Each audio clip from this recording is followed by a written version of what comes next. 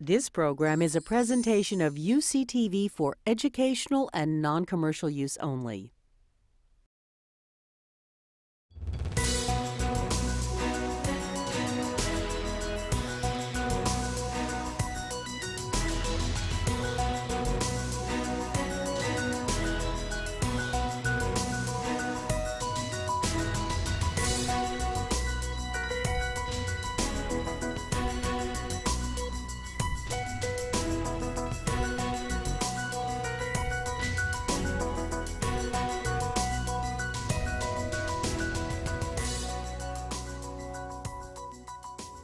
Welcome everyone to another Osher Lifelong Learning Institute Distinguished Lecture. Our distinguished lecturer today is Jung-Ho Pak. He is the musical director and the conductor of the San Diego Chamber Orchestra. Conductor Pak began studying piano at the ripe old age of 6. 3 years later, he was awarded a musical scholarship to the San Francisco Conservatory. When he was 11, he began playing the clarinet and played in bands and orchestras in his college years. He completed his bachelor's degree in music at UC Santa Cruz and pursued his master's in music in orchestral conducting in Los Angeles at the University of Southern California. From 1997 to 2002, Jung-Ho was the music director of the new San Diego Symphony Orchestra and led the San Diego Orchestra from bankruptcy to nationally recognized artistic and financial success. Jung-Ho Pak has established himself as an acclaimed, top-tier musical director. Today, we go backstage with him. Welcome, Jung-Ho Pak.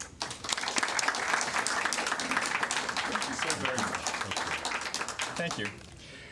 Thank you so much, Clancy. That was mercifully short. I really appreciate that. Sometimes people go on and on and on, and that was elegant and well done. I appreciate that very much. Well, you know, today we purposely left the subject matter of my discussion to be extremely open-ended, and that was very appreciated as well, backstage with the conductor. And it gives me some latitude to be able to talk to you about two subjects that I think will appeal to a broad spectrum of people who know classical music and people who don't know classical music. The first part of my discussion is going to be talking about what is classical music, how does an orchestra work, what is my job as a conductor, what is the job of my colleagues in the orchestra, how do we function together, kind of the basic questions. And I hope that you might even have more questions, even things I haven't thought about. Everything you've wanted to know about orchestra was afraid to ask. And then the second part of my discussion will be about where classical music is today and where orchestras, what are the challenges that orchestras face today. This is a very serious question, not only for orchestras or even classical music, but for the arts in general. And I think you'll probably find it a fascinating, if not somewhat sobering, discussion. I think the kind of quote that sums up how people feel about classical music is by Mark Twain, and he says, "Classical music is better than it sounds." And I love that because it's a dual meaning. One is that if you have a little bit of understanding, you can appreciate it more deeply. And I kind of feel it's a little bit like wine tasting in that way. The more you know about it, the better it sounds, or the better it tastes. And that's what I hope to share with you today. It doesn't take brain surgery, and that's really one of my raison d'etre. My one goal in life is to make classical music absolutely accessible and understandable to everybody. Because I think understanding leads to appreciation, which leads to enjoyment, which leads to investment. And this is the steps that people have to take. Remember that the music that you listen to is not iconic or something that you'd be afraid of. They were just people. And musicians on stage are just people too. I think one of the funniest things that I get people ask me about my musicians in any orchestra is, what do they do for their real job? For most of our musicians, they're full-time professional musicians. They may make their extra living from other ways, but they're not accountants necessarily or scientists, although they may be, but rarely. Most of the musicians, professional musicians of high quality, are specifically that. So don't be taken in by the tuxedo. They pay taxes, they have marital problems. They're just like you. They have sacrificed a great deal, and you may be impressed, but I'm sure many of you have a skill that I can't do.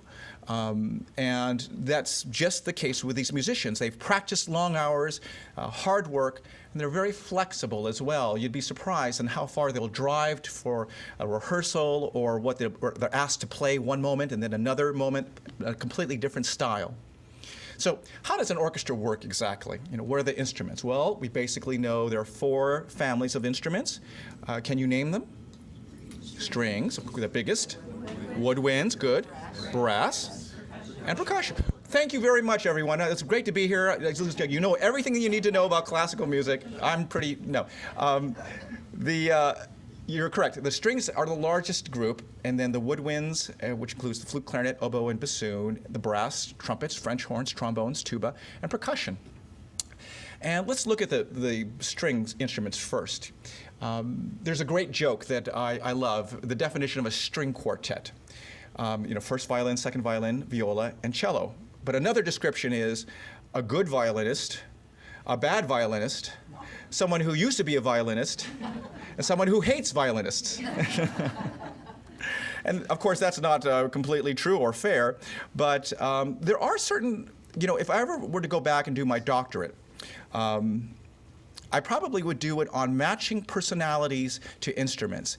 And violinists, because they have to play a lot of virtuosic stuff, they have to have a certain temperament. And violists who play inner lines have to be very accepting and very much enjoying playing inner lines. And cellos, there's a large instrument, you've got to be strong and carry a big instrument, but it's a gorgeous sound. How many of you think the cello is the best solo instrument?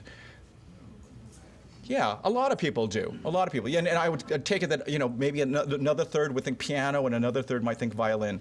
Anybody think the bassoon is a great solo instrument? Yeah, well, we'll try to fix that later. Now, when you look at the instruments, not all are Stradivarius instruments. I can't tell you the number of times that people have come up to me with great excitement saying, I think I have a Stradivarius violin. I think I do. And it says in Latin, fecit in some year, whatever, and it says Stradivarius. But they're knockoffs. And it was very fashionable to create a knockoff of any period to have the violin look like it was made by Stradivarius. But there is a prejudice that people believe that the best violinists are old Italian instruments made in the 16th, 17th century, and those are the expensive, and they are expensive. But I have to tell you that modern instruments, modern violins, modern string instruments have come a long, long way. And that if I were to play a modern instrument made by some, even American maker, very high quality, you would be pressed to necessarily say which is the better instrument. I've talked to a lot of different people like Joshua Bell about, what is it about a Stradivarius? And a Stradivarius is like a great sports car, and that it needs to be played a certain way, and then it plays at its best capacity. Woodwind instruments, as we know, clarinets, flutes, oboes, and bassoons, they usually come in pairs. And those instruments tend to play solo parts. So it's a very different mentality when you're playing in the back of a violin section and you're playing exactly the same notes as 24, 28 different players. And so the sense of ownership is completely different. When you talk to a second flute player even, they're only playing the second flute part. They're not doubled with anybody else. And so woodwinds tend to be a little bit more independent. And again, I would match personalities to specific instruments. For example, oboists, they deal with a very tiny, tiny double reed. Double reed is, when you take a blade of grass and you used to blow and it vibrates and makes a noise. Take 2 pieces of reed, cane, and you tie it together and you blow in it and it vibrates and it creates a sound like that. And professional double reed players, bassoonists or oboists, make their own reeds. And it's a very specific, very mind-numbing, or let's put it in a nice way, it's a very solitary affair, because you sit with the reed and you carve it just the right way, and you have to be type AA to play a reed instrument. And they do tend to be type AA. Clarinetists deal with one reed. It's a big, fat reed. It's like, you know, walking a tightrope on a highway compared to a little tiny reed. So clarinetists, I find, tend to be a little bit more relaxed and gregarious. They also happen to be very smart, and I'm a clarinetist, so I can tell you firsthand. But the one woodwind instrument is no longer made of wood at all, and that is the modern flute. It's made out of various metals, silver and et cetera, et cetera. It's a very brilliant sound, but it used to be made out of wood, completely made out of wood. And, you know, again, you know, if we were to talk about stereotypes of the jock football player, you think of the flute player in high school with the perfect hair, you know, and just being so exacting in her way, usually a her, although it can be a guy. Brass players, however, are the real kind of a friendly bunch. The joke is, there was once a brass player who walked by a bar. That's the joke. They are a great bunch of people. They love to joke around and have a good time, and it's a very physical instrument. Playing a brass instrument needs tremendous amount of air and muscle control and lip control as well. I think they probably have the shortest lifespan because it's so physically exhausting in that regard. And percussionists, there's great misunderstanding about percussionists. People think, oh, you just hit the timpani or you crash the cymbal. What kind of advanced degree you need for that? And if you ever tried it, you would fully understand the exactitude to get a beautiful sound. Nothing is more beautiful than seeing a timpanist prepare for a single note. And I've seen some who just, you know, they're counting, you know, their profession oftentimes can be mistaken for counting rests, you know, waiting for it to come in. And then they play the note and they have the exact speed, and sometimes you see them sorting through like a dentist looking for the right tool, and they have a whole series of mallets, the soft mallet, a heavier stick here and there, and they search through and they find the right stick, and then they strike the note, and it can be just gorgeous triangles. There's a specific technique to playing a triangle. Cymbal, just the right way to hit it. It's not like putting two tops of a garbage can together. No. There's a specific way you should strike it, and it's going to be just art in motion. Each large section of the orchestra has something called section leaders, and they're the person sitting in front of each of the string players, string sections, the principal violist and the principal second violin and the cello, and the principal first violinist, which is also known as the concertmaster. And whether they should be called concertmaster if it's a woman or a concert mistress, there's a whole kind of a sexist discussion about that, but I'll leave that up to you. And then the woodwinds tend to be right behind, and the brass behind them, and percussion. For many, many years, probably when you were growing up and experiencing the orchestra, it was a very traditional setup where you had first violins here, second violins here, violas here, and cello here, and then basses here. And that was a very, very standard setup, which many Americans believe was the way it was. That's not true. Throughout the 18th and 19th and much of the 20th century, this was a more traditional setup. And that is firsts here, seconds here. And you could put either one here, but what is more common these days is cello here and violas here. Now, I would still say that probably the majority of orchestras in this country have this setup. Now, you may see in this a variation they used to call the Berlin setup, where the violas would be on the outside, because, you know, violas are slightly smaller instruments, and why not give them the advantage of sitting on the outside? But this basic setup of the stereophonic violins has become very fashionable to go back to this. Why did this ever become the way, and why was this the way to start out with? If you look at even going back before the Baroque period to the Renaissance period, much music was antiphonal, meaning stereophonic. You'd have a melody over here answered by another group of musicians over here, contrasting each other, talking to each other. And this is wonderful. You know, imagine that if you were to buy a season ticket and you were to sit here and in this location, you know, and I love cellos and basses, but you wouldn't hear much melody. You hear boom, boom, boom, boom, boom, boom. Here, you can hear melody go back and forth like a tennis game. It's wonderful. There's some other things like, you know, the cello sitting next to the first and the basses over here, and the low end being close to the top end, and just for technical purposes it's better to tune that way because you can hear what the bottom of the chord and so many other things. But in the 20th century, as concert halls got bigger and bigger and bigger, and they started building bigger concert halls, modern instruments, or the instruments that these guys were playing, got bigger and heavier, especially in the 19th century. The necks got longer thanks to people like Paganini, and so you had to play higher and higher notes, and you couldn't play like this, so they lengthened the notes. The strings changed from catgut strings, fiber, to metal wound strings. And that helped, you know, the industrial age helped make that happen too. So now they're really loud, and they changed the setup. So basically, all the instruments could play louder. But now you had humongous sections now to accommodate these larger halls. And the only ways that this brother-sister team can stay together is to physically put them next to each other. But as we go back to this setup, we're finding that the music is better served, that audiences are adjusting, and again, many, many, many professional orchestras now set up this way. Indeed, when we started the San Diego Symphony again, we had this set up, and to great effect, I think. So when you're looking at an orchestra, how do you know whether they're playing well together or not? And one of the things that I really want to stress is that if you find something delightful, it's delightful. If you find something boring, it's boring.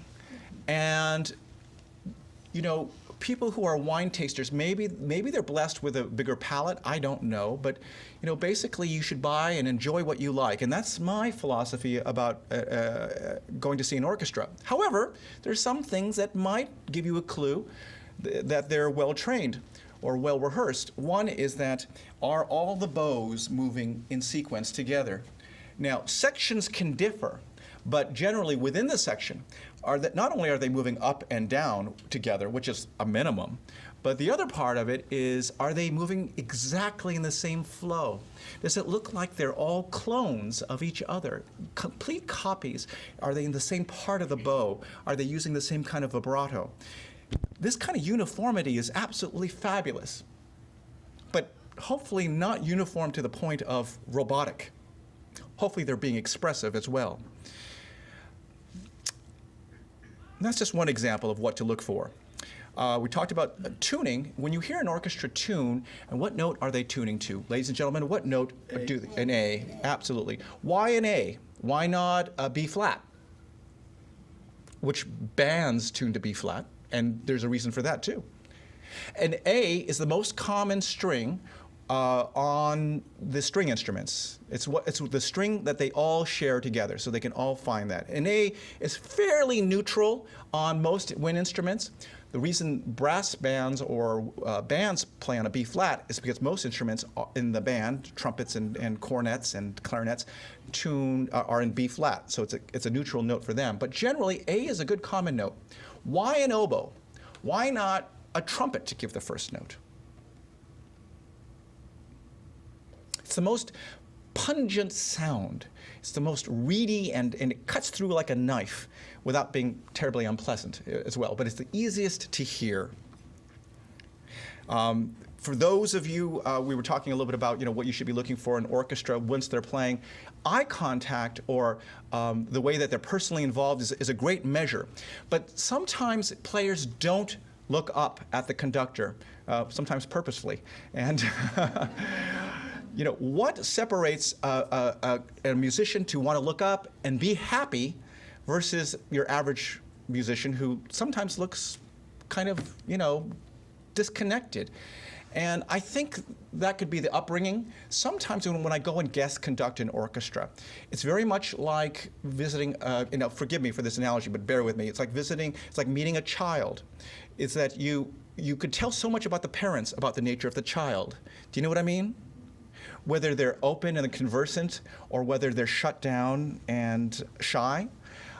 So I can tell the nature of the conductor, of how he sort of encourages a certain kind of personality. But it's also training as well. In this country, ladies and gentlemen, American musicians are known to play with great virtuosity. In fact, when they go to Europe, European orchestras love American players because there's great training.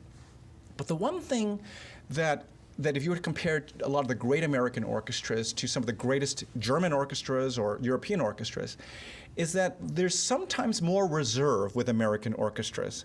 A reserve that is quite surprising if you think about the reputation of Americans in general. We wear our hearts on our sleeves. We like to say what we think. We live in a free society. But why are orchestras a little bit more conservative? I don't quite know that, but it's in the training as well. And that training can be a conservatory or a university. It could be their own private teacher, or it could be even their parents, too. And people win jobs at orchestras through auditions, and auditions are just very, very straightforward. You put out a job announcement for a flute, and then 300 flute players show up sometimes. Competition can be extremely tough. You play in front of a committee, and you play what are called excerpts. They could be the famous flute excerpt from Peter and the Wolf, or Daphnis and Chloe. And a committee of people, including the conductor and some of the musicians, judge that person. It's a little bit like American Idol, I guess, in that regard. And you narrow it down. Now, some of the early rounds can be behind a screen in order to avoid any kind of favoritism. If someone knows an applicant, if the difference between men and women, you wanted to, in the early days where women started to make their way into classical orchestras, you wanted to make sure that they were given as much chance as possible. In fact, one of the requirements for women to audition behind a screen is that they have to remove their shoes, so you can't hear the light footsteps or the heels on the floor. And once they win a job, then they pretty much get to keep it after a year of probation. If the conductor at the end of the year says yes, and the colleagues in the orchestra say yes, then that person gets tenure, essentially, very much like a teacher or a judge would. Now, that's what an orchestra does, and what does a conductor do? Well, I love the word conductor, because in physics, do we have any people who are in science? Good. In physics, when you conduct energy from one source to another, like a pan conducts energy from the flame of the fire to the food inside the pan, a conductor takes the energy from a composer or a score, and we digest it and look at it and try to make it come real. And then we get in front of an orchestra, and so we transmit that energy to the orchestra. And then finally, through our gestures and through our interpretation, we transmit that energy to the audience. So a conductor is a great word for what we do, but also like a conductor for a train. An orchestra can be like a train. We're all going in the same direction, and I just have to convince everyone that that direction is the right place we're going to be heading toward. Why does a conductor want to get into conducting? Well, let me ask you, has anyone in this room ever conducted anything at all? Anything at all? A church choir? Or anything? A kazoo band? As a CEO, I conduct a symphony in communicating with the staff to create new ideas. Absolutely. In fact, bravo. I actually give a talk to CEOs and business people about the role as a conductor and a CEO. Absolutely. But no one has ever. Do you know why no one in this room has actually conducted music with an ensemble? Because if you did, you wouldn't be here, because you would be a conductor. The temptation that once you wave your arms in front of a group of people is so seductive. to wave your arms and to have the sound come at you and to be able to tell people what to do and to have everyone look at you while you're doing it. It is like a drug, and people pursue it. And I think that's, it's a common reason, but it's the wrong reason why one should go into conducting. If I may say, I think, if one is a conductor, you should like people first, and you should love music, and you should love sharing that with people. So in the old days, the management style of a conductor was very authoritarian, right? Toscanini and George Zell and people like that ruled with an iron fist. And today, the new generation of conductors is much more egalitarian. If for any other reason, is that unions have gotten a lot stronger.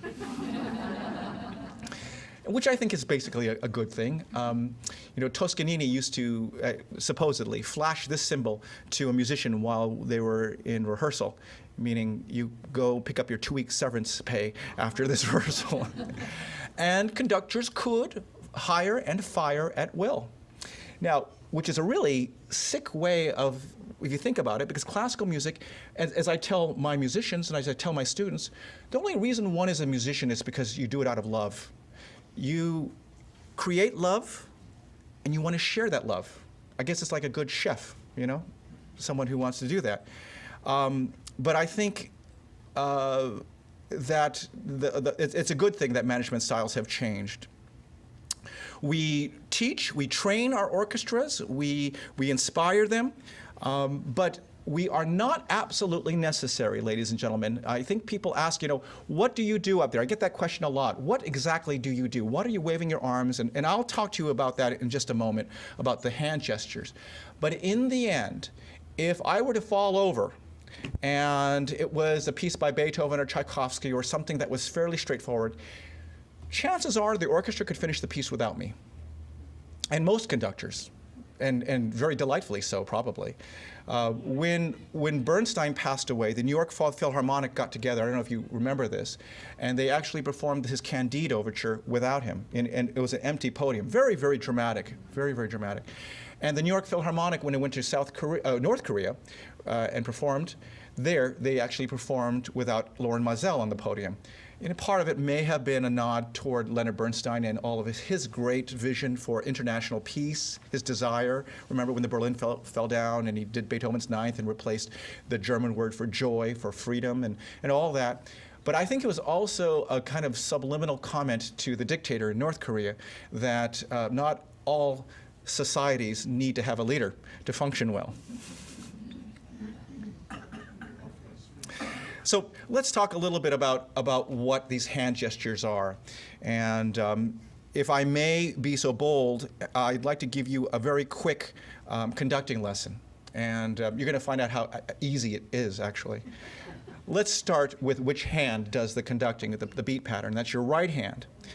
And so usually the technical meters, if it's in 3 or if it's in 2, it's done with the right hand.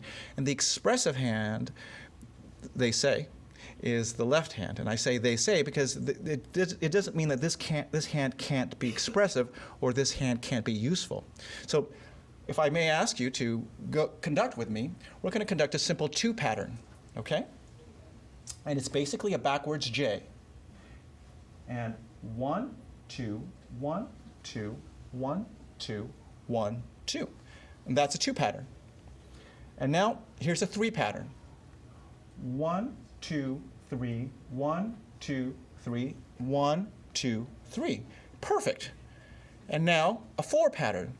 It's 1, 2, 3, 4, 1, 2, 3, 4. Or as we used to say in conducting class, floor, window, door, ceiling, floor, window, door, ceiling. People get this mixed up and they'll do this backward as well. And so that's a 4 pattern. And so here's a speed drill that we have for conducting students. I'm going to tell you what pattern, in the middle of your pattern, you have to change immediately. Okay? Here we go. We'll start with the 2 pattern. 1, 2, 1, 3, 1, 2, 3, 1, 2, 3, 4, 1, 2, 3, 4, 1, 2, 3, 3, 1, 2, 2, 1, 2, 1, 2. Very good. Very good. and now you get your master's degree in conducting. No, not quite. This hand is the expression hand, and you control its dynamic and color and anything that your hand can do. And one of the most beautiful hands in the business, I remember, was Leopold Stokowski. He conducted without a baton, and he had these long, beautiful fingers. But generally, we're taught that this controls dynamics. So let's make the orchestra louder. So you start from a neutral position here, and you go up, louder, louder, louder, louder, louder, louder, and then softer, softer, softer, softer, softer, softer. Now, we're going to try two things at the same time. We're going to conduct in a 4 pattern. 1, 2, 3, 4. 1, 2, 3, 4. I'm going to go 1 measure up, louder, 1 measure down, quieter. Okay? 1, 2, 3, and louder, louder, louder, louder, quieter, quieter, quieter, quieter, louder, louder, louder, louder, quieter, quieter, quieter. Now, here's the trick: is you have to make sure it doesn't look like this. Louder, louder, louder, louder, quieter, quieter, quieter. It has to look smooth and effortless like this. And conductors do start looking in the mirror and making sure everything looks good and precise. And this hand also can be used for giving cues, like trumpets, flutes, et cetera, et cetera. This hand can be, but what we really try to avoid is something called mirroring. That doesn't do much at all. Once we've got the technical aspects, then we go to the score, and the score is the Bible. I have to say that when I was starting off as a conducting student, I thought conducting was about looking good, your hair and playing the maestro. And I had a very good conducting teacher who taught me that the most important person is absolutely the composer. So we take a score, let's say it's Beethoven's Ninth Symphony, and you look at it in terms of the structure. The amazing, amazing structure. I could talk for 2 days about why Beethoven's Ninth is so monumental structurally. And then look at the melodies, the tunes, if you will, and see how they compare. I look at the orchestration. Why did he give this melody to the French horns as opposed to the bassoons? Why is the cello having the melody the second time when you gave it to the violins the first time? These are things you don't think about. It's like walking into someone's house. Why did they choose that sofa? Why did they choose that painting? There was a moment of decision for every design. And then I love to look at the historical context. One of the difficult things with classical music is that it doesn't exist in the time that it was written. I would love to take my audiences back to a dusty and hot and smelly Vienna of the 18th century. That would, and the turmoil and the political sense of having, an aristocracy and all of this stuff. The music has been extracted and dehydrated today. We don't have that context. It would be kind of like listening to the Beatles without a bunch of screaming young girls. Can you imagine? It would be wrong if if someone found a recording of them without that kind of context. So I'll get to that a little bit later, how we rehydrate classical music. And then there's a lot of technical things that I have to do as a conductor. I have to plan the rehearsal very, very carefully. Like a trained conductor, I have to make sure that all the pieces are covered during the amount of rehearsal time I have, which for a classical performance is usually 4 rehearsals. Only 4 2.5-hour rehearsals. How was a conductor chosen? Well, I like a musician. Usually an orchestra, when they're looking for a new conductor, will put out a list, and it will not be uncommon to get hundreds and hundreds of applications for a single conductor position. A lot of conductors out there. And then they narrow it down, and then they do a test drive, and they ask a conductor to conduct a concert, and you meet the orchestra and you rehearse with them, ideally. And then, today a conductor has to do much more than just look pretty on the podium, or even to conduct well. They have to be a good business person, I believe, as well. if I can just skip for just back to the technique, those of you who know me, I don't use a baton like Leopold Stokowski, but also like Kurt Masur, the former music director of the New York Philharmonic, and another great conductor, Pierre Boulez. A baton is basically an aid, and there's no problem with it. But Bernstein often would eschew a baton and use his hands. And for me, that's kind of a comfort issue. Okay, we talked about that. When I work with a soloist and when I put a program together, I am very much like a chef putting a menu together. And the concert has to make sense. If I began with a loud contemporary work and then went to something so delicate like maybe a Debussy tone poem, that would be wrong. That'd be wrong. That'd be like giving you a big spicy tamale and then a very delicate crepe after that. It would be contrary. So a good conductor prepares the concerts so it makes sense from beginning to end. It's not unlike an appetizer and then like a soup and salad and then the entree and then maybe a dessert encore. And the soloists are up to the taste of the conductor. I personally like soloists who are very dynamic and extremely engrossing. I love to have someone who just leaves you going, wow. There are a lot of safe soloists out there, but I don't believe today you come to a concert to feel safe. I think you want to be wowed. And when I work with a soloist, I like to find someone who's very compatible with me. I like to find somebody who is easy to work with. Sometimes when I work with a soloist, it's very much like being a cab driver. Person says, take me to 52nd and 3rd, whatever. Okay, and there's not a lot of dialogue. Sometimes the person works and it's very collaborative. And I was amazed on how some of the really famous soloists I've worked with, Joshua Bell or Yo-Yo Ma, how they will talk about the piece with great give and take and openness. And it's sometimes the young upstart that says, no, it's got to be this way. And so, I'm a musician too. I like to have fun.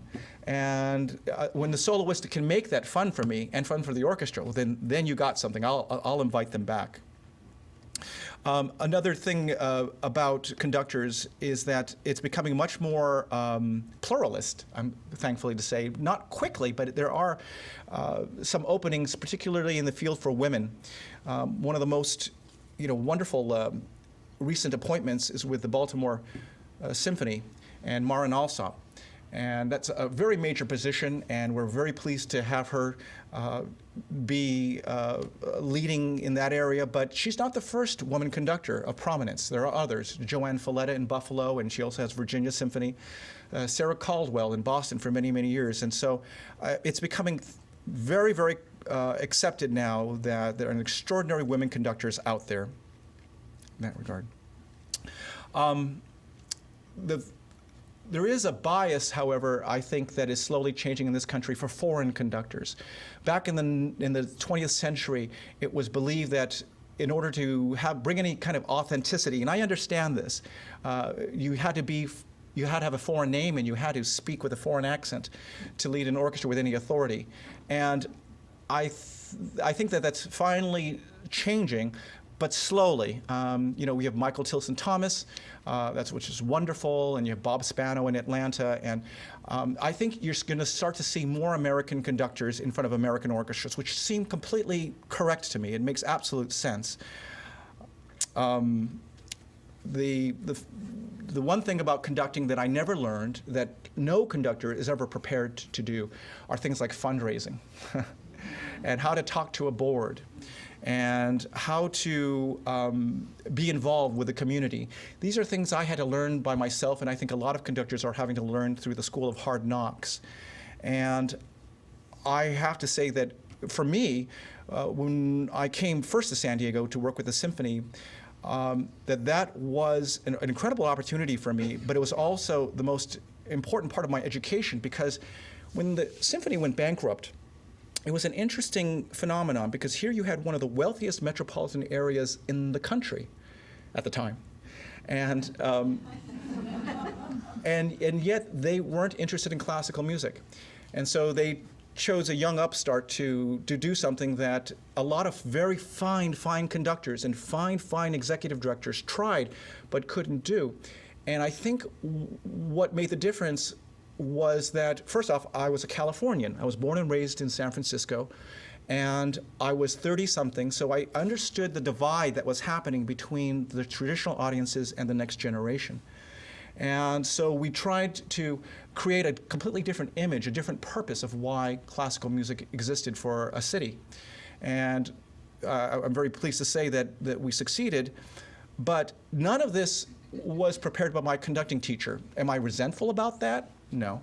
Because there's no way that my conducting teacher, who had lived in academe for many decades, could have ever known that, or ever known that there was going to be an ice age for classical music. I'd like to speak a little bit about the challenges that face the arts in general in this country. The news is quite catastrophic, almost as bad as what's happening in Wall Street right now. Museums and ballet companies and theater companies and everyone, symphony orchestras, of course, are facing difficult times. And aside from the economic difficulties, this trend was happening before that. And how did we get from where we are to where we were, which was a very healthy classical music scene in the early part of the 20th century? Well, if we take a look and understand what classical music was back then, it was basically an immigrant story. You had European immigrants coming and classically trained, and not only Italian immigrants and German immigrants, but Jewish immigrants as well. And so this was their music. It wasn't only just great music, but it was cultural. And somewhere along the age of the Industrial Revolution, where you had mega millionaires and lots of wealth in this country, you started having benefactors and concert halls being built. And then it became a very, unplanned way to separate the classes. If you had money, if you had education, then you were allowed in, essentially. And that's, I think, was kind of the beginning of the end until you hit someone like Leonard Bernstein back in the 1960s with his wonderful Omnibus series or Young People's Concerts. Do you remember seeing those on CBS? Yes, they should be treasured and admired even today. But here was, again, an American, even though he was a Harvard grad, and he spoke in a way that made classical music every person's music, America's music. But I would have to say that he was far outweighed by the traditional kind of European staid quality, and that worked well to a certain extent. But some other things helped decay, helped gnaw at the people's perception of what classical music should be or could be. With the very first recording, we heard a recording of Brahms earlier. Imagine with the very first cylinder or gramophone recording, it then became possible to experience music without that human being being in a room. We talk about virtual reality, oh my goodness, and iPods and computers and all that. That revolution started decades and decades ago with the first recording, and then radio. And radio, of course, was the great populist. It made everyone, no matter if you were on the farm in some hinterland or in some metropolitan area, everyone could listen to Toscanini, or everyone could hear Jascha Heifetz or Jack Benny. And it was a great equalizer. And it was a good thing. It was a good thing, essentially. Well, at least we believed it was. Slowly over time, however, thanks to LPs and then tapes and then CDs and now iPods, and what is next? We are becoming further and further apart from each other. Let's see if I have this here. This device is becoming my secretary, my entertainment. I can watch television on this for free. And that's another thing, is that the new generation expects to get everything for free. And so do you. You have so many services, from MapQuest to buying your own airplane ticket. You expect it to be free and quick and at your fingertips. And now 3D television is coming. You know that, right? In high def. And so you'll be able to sit in the middle of the Berlin Philharmonic and watch the conductor up close. And you don't have to buy a ticket for 150 bucks and to see a Broadway play. You'll be in the Broadway play with that wonderful, technology that's separating us. Now the Metropolitan Opera, is broadcasting. And on one hand, and even Peter Gelb, the head of the Metropolitan Opera, is saying it cuts both ways. Because on one hand, they're taking the money. On the other hand, it's making it, again, completely okay that you don't go see a live performance. So is classical music still relevant? What is more relevant for this next generation? For a high school student who's going to Chula Vista, maybe learning how to play in a mariachi band is more relevant for them. And for some of them it is. They do have mariachi ensembles. And that's right for them. Where's rock and roll and jazz and America's music in all of this? Or should classical music go the way of the dinosaur, or Renaissance music, or disco music? We've lost the context. I was telling you earlier, we've lost the context of what classical music meant to Mozart to entertain the aristocracy, for Verdi to write a powerful political opera to rally the masses. All of this has been lost. John Cage, someone mentioned John Cage, the experimental 60s and what music could or could not be. So I think the model is broken on not only in terms of what the public expects, but also what musicians and symphony boards and audiences expect. It's very difficult for orchestras to do something different these days.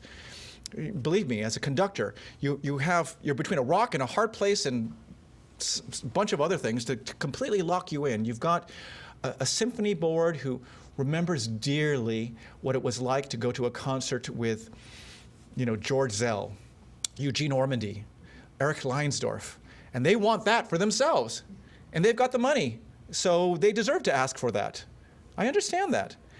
And you've got an audience that remembers that as well. And you've got orchestra musicians who were basically sold a bill of goods saying that if you practiced hard and you win a job, then you're set for life. It's like IBM in the 1950s, right? Being a company man. And now you're telling me I have to be interesting, and now I have to go out and meet the audience, and you got to go out to the schools? I didn't sign up for that. My teacher didn't tell me that. I think actually this is a great time. That's the positive message I'm trying to tell you. That in order for something to be born, it has to die and be reborn. And from this time of most difficulty, I think the companies that will survive and the orchestras that will survive will be stronger because of it. And it has to do with a dirty little word of the word non in nonprofit. Because we have been taught that the word deficit is a dirty word, or loss is a dirty word in the profit world. But in the nonprofit world, it's a badge of honor. We're not making any money. We're losing money. It's the way it should be. And that's business as usual. But what I would like to posit, what I'd like to put out there, is that if you look on the spectrum of the average American going to going to a concert or going to any kind of entertainment, they don't care that you're a nonprofit. Really, they don't. When you go to a movie house, how offended would you be if the movie manager came out and said, we're holding our annual fund right now, fundraising, and we'd like you to donate $100 and to keep this movie house going. It's like, I paid for this ticket. Or if you went to a restaurant and the chef said, we'd like for you to donate to the restaurant. And it seems absurd to you, but you have to understand the next generation does not have an understanding of philanthropy. They don't. And they don't even have necessarily a concept of subscribing to something. You pay for it, pay as you go. But don't we all like convenience? We don't want to sign up for a year health spa. We like to go when we want to go. We don't want to feel guilty because of it. So what my whole perspective is now to place classical music out of the pantheon of the haves versus the have-nots, and put it on the spectrum of, now, don't react, but of the word entertainment. because that's how Mozart saw it. That's how Haydn saw it. Beethoven was a good entrepreneur. They were good business people. They were not priests. They were not martyrs. They wanted to make a living, and they understood how that fit into that. Handel, just about every successful composer either knew how to work a patron or knew how to raise money directly from the public. And so somewhere along the way, institutions like orchestras saw themselves as public institutions. And while I'm a big supporter of NPR and the need for public support in universities, of course, I don't think orchestras should function that way, because they never had, or composers should function that way. Do you understand what I'm saying, historically? Yeah. Okay. So my journey, ladies and gentlemen, is to basically grow up. Because again, when I took over the bankrupt symphony, if I didn't take a cold, hard look to find out what these very smart San Diegans didn't want in a symphony orchestra, I couldn't begin to do something different. I couldn't create something different.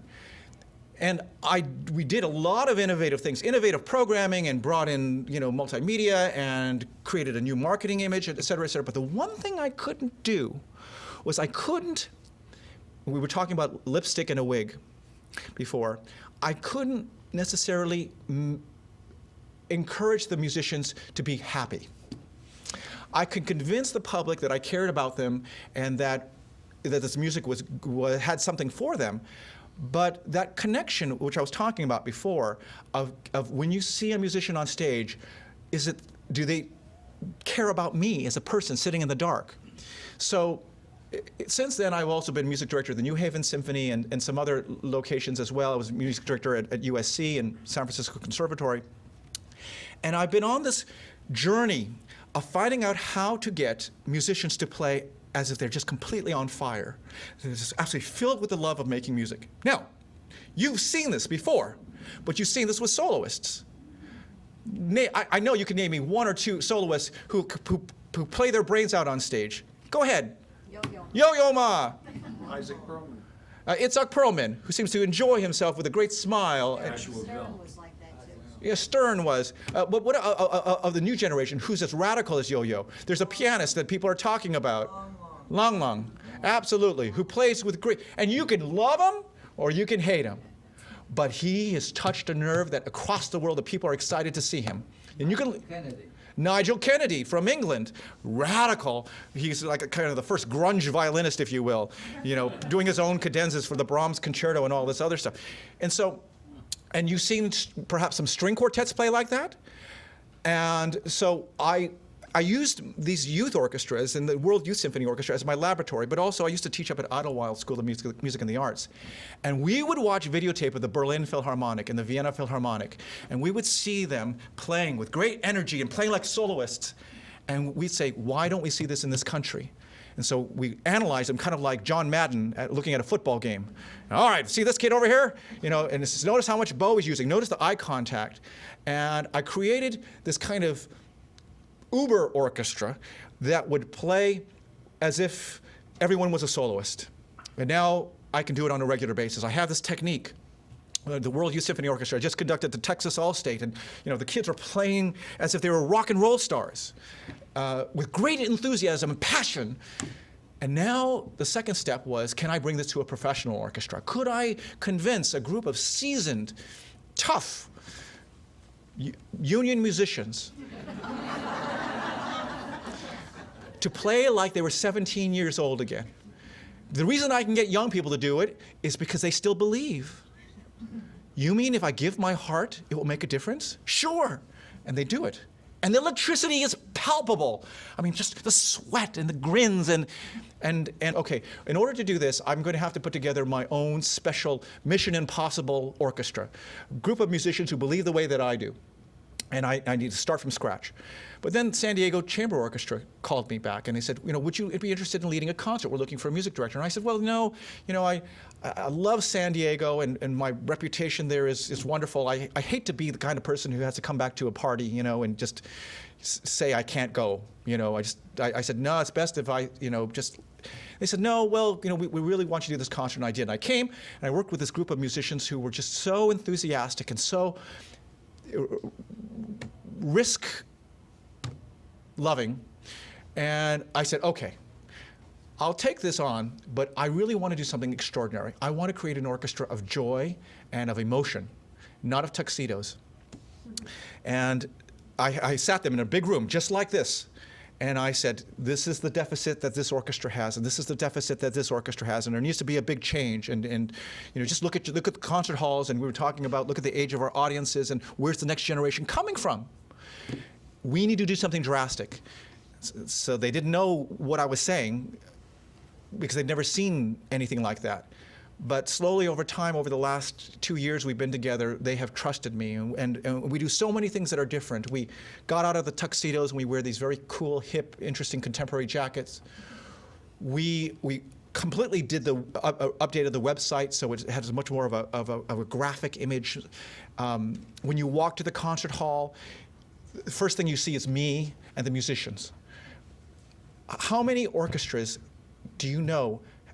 Well, now some orchestras are copying us, but prior to that, no other orchestra, professional orchestra in the country, had their conductor and their musicians out in the lobby greeting people.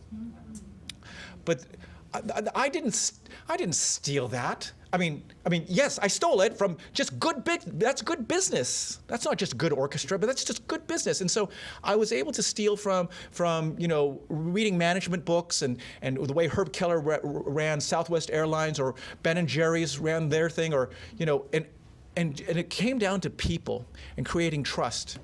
So you walk into the concert hall and you sit down and you see this beautiful magazine that you're looking at right now. And I told my marketing manager, I said, don't create the same kind of tired program book that reads like a Yellow Pages.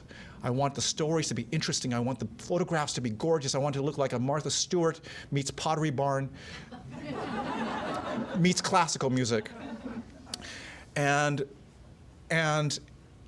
as you sit down and I don't take a separate entrance, the orchestra and I walk out together, because sometimes it's like, the orchestra walks on, they sit down, conductor goes out, they smile, receive all the applause. We're a family, and they feel that when rehearsal and the way I talk to them. They're colleagues. They're not less. They are, if anything, more than me. And the way that we bow together, the way that we greet our audiences after the concert together. So this orchestra has been kind of a dream for me, and now at the Cape Cod Symphony Orchestra, I've been trying to bring that same formula. So I'm just so excited about this, but I think really the bottom line is when you come see the orchestra, you see people having fun, the energy and the enthusiasm we have together. Again, we were talking about the word classical music. I don't want this to be a classical music experience, although I do like to program pieces you like. I like Mozart, and I like Beethoven and Mendelssohn this weekend as well. I will always program pieces that I think that you would like, and that's been my pleasure about being with the San Diego Chamber Orchestra over the past couple of years. So that's where we were, that's where I'm going, and God willing, I'll be able to go on for a couple more years in that regard. Thank you so much.